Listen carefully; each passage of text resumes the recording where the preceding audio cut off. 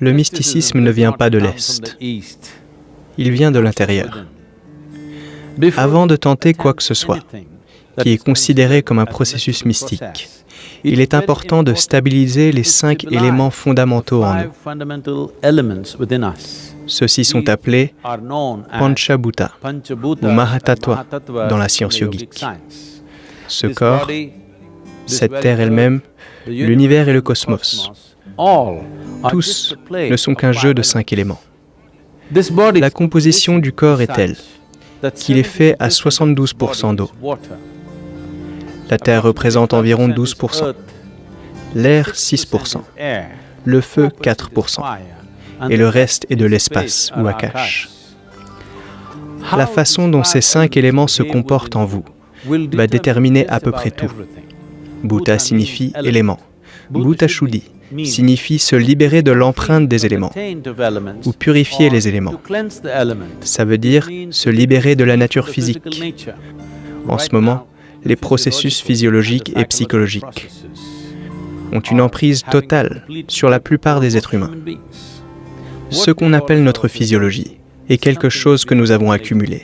Ce qu'on appelle notre processus psychologique, l'ensemble de son contenu, est également accumulé sous la forme d'impressions. Entre ces deux, qui vous êtes, ou existentiellement quelle est la nature de votre être, est complètement manqué. Si l'on veut accéder à des dimensions qui ne sont pas encore dans votre expérience, des dimensions considérées mystiques, la première chose qu'on doit faire est de commencer à purifier les 5 éléments, pour que dans la pureté des éléments, vous connaissiez nettement la différence entre ce qui est physique, ce qui est psychologique et ce qui est existentiel.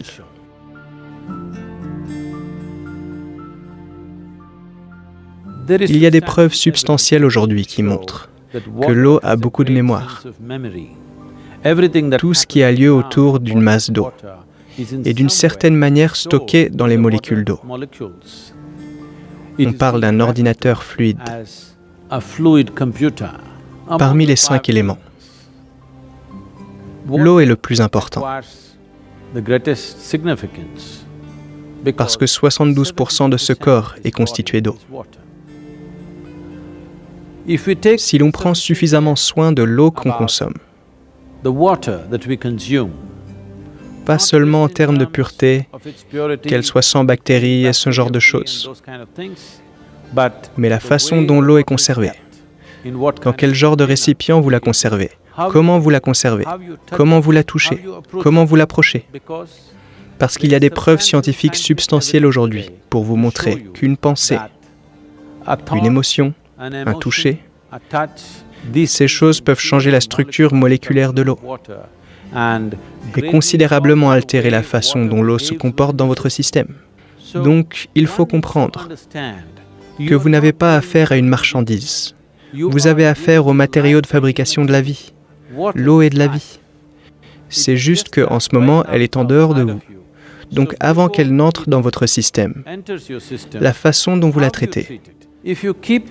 Si vous conservez l'eau dans un récipient métallique, de préférence en cuivre, ou un alliage de cuivre, et que tous les jours vous le lavez avec un produit naturel, et conservez l'eau dans un endroit où elle n'est pas touchée par d'autres odeurs et d'autres substances, il y a suffisamment d'espace autour d'elle, et quand vous l'approchez, si vous pouvez simplement tenir ce récipient entre vos mains, avec un certain sentiment de gratitude et de révérence, parce que c'est un matériau de fabrication de la vie, et ensuite la consommer, vous verrez, elle va faire des merveilles dans votre système. La santé, l'équanimité seront une conséquence naturelle de cela.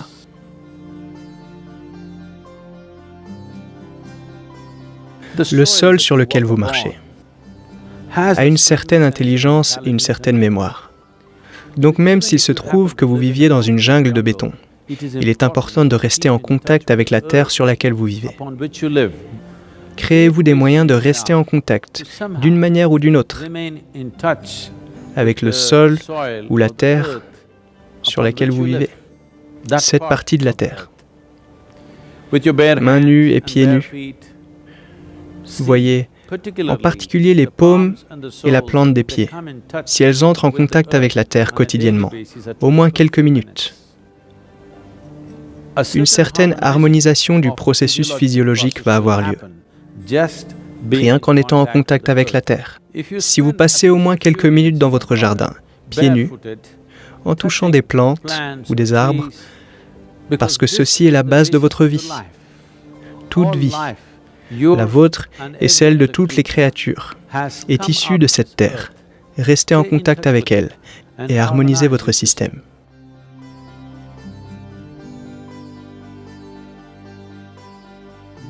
Bien que l'air ne représente que 6% de la constitution élémentaire de votre corps, c'est la partie la plus dynamique des éléments, en ce qui concerne la transaction qui a lieu, de minute en minute. Le genre d'air que vous respirez est à coup sûr important, et c'est bien connu, mais comment vous respirez, et à quel point vous respirez consciemment, est tout aussi important. En particulier ceux d'entre vous qui vivent dans de grandes villes. Le genre d'air que vous respirez n'est peut-être pas entre vos mains. Donc c'est bien si au moins quelques minutes, vous pouvez vous promener dans le parc, au bord du lac ou du fleuve, ou ce à quoi vous avez accès. En particulier si vous avez des enfants, il est important que vous les fassiez sortir au moins une fois par mois, suffisamment loin de la ville, là où la nature est dans un état raisonnablement pur, où ils peuvent gravir une petite colline, ou marcher dans une forêt, ou nager dans une rivière, quelque chose de naturel pour être en contact avec la nature et de faire quelque chose où la respiration sera dynamique. Ce n'est pas juste pour faire de l'exercice, parce qu'il y a un échange constant d'air entre l'intérieur et l'extérieur, et l'intelligence du corps elle-même va s'en occuper. Lorsqu'elle sent que l'air est pur et vivant, la façon dont le corps respire est différente. Vous pouvez le remarquer. Et l'échange va avoir lieu. Un nettoyage va avoir lieu dans le système parce que la respiration en soi ne représente qu'1 à 2% de l'échange d'air. Le reste a lieu de bien d'autres façons. Donc si vous restez dans de l'air pur, il est important que vous rendiez votre respiration dynamique à travers une certaine activité. Vous n'avez pas à faire une activité trop vigoureuse, juste assez pour faire en sorte que vous respirez assez profondément, légèrement plus profond que la normale, pendant un certain temps. Et en particulier pour les enfants qui grandissent, cela devient très important, parce que ça va beaucoup améliorer l'intégrité et la force du corps.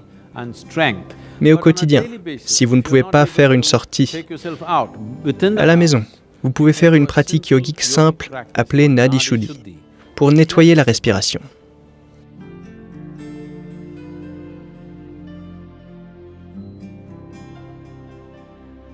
Le feu représente 4% de votre composition élémentaire. Quel genre de feu brûle en vous ? Est-ce le feu de la cupidité, de la haine, de la rancœur, de la colère, de la luxure, de l'amour, de la compassion?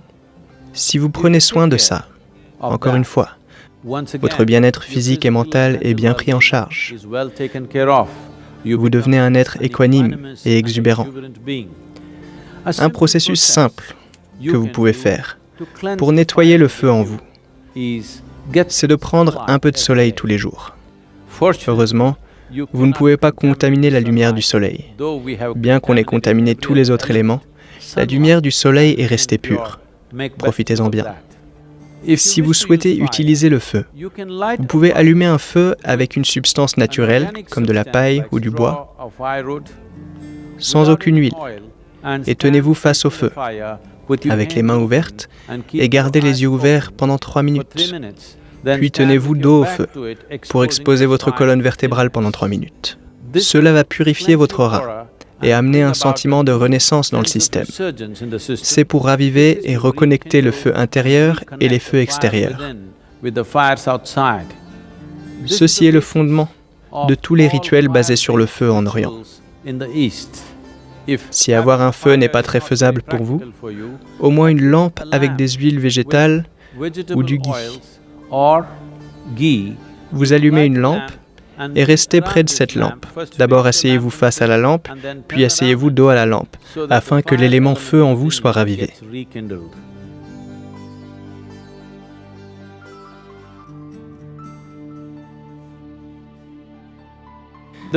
La cinquième et la plus expansive des dimensions de la composition élémentaire est Akash, ou l'espace éthérique. Ceci a une certaine intelligence. La façon dont cette intelligence akashique se comporte en vous détermine la nature de votre vie. La nature, la qualité et le pouvoir de votre vie sont essentiellement déterminés par la mesure dans laquelle vous arrivez à accéder à l'intelligence akashique. Comme je l'ai dit, ceci est une partie expansive de la composition élémentaire, ce qui veut dire qu'il n'y a pas de limite. Il n'y a que tant d'eau, il n'y a que tant d'air, tant de terre, tant de feu. Mais la dimension akashique est une possibilité sans limite. Si vous y trouvez accès de façon illimitée, à la fois votre perception et votre intelligence peuvent croître. Un processus simple que vous pouvez faire pour davantage accéder à Akash, ou l'intelligence akashique, c'est après le lever du soleil, avant que le soleil ne dépasse 30 degrés, vous regardez le ciel une fois et vous inclinez devant Akash, qui vous tient en place, ainsi que cette planète. Après que le soleil ait dépassé 30 degrés, à un moment de la journée, n'importe lequel, levez les yeux et inclinez-vous à nouveau. Après le coucher du soleil, pendant les 40 minutes après le coucher du soleil, levez les yeux au ciel et à nouveau inclinez-vous.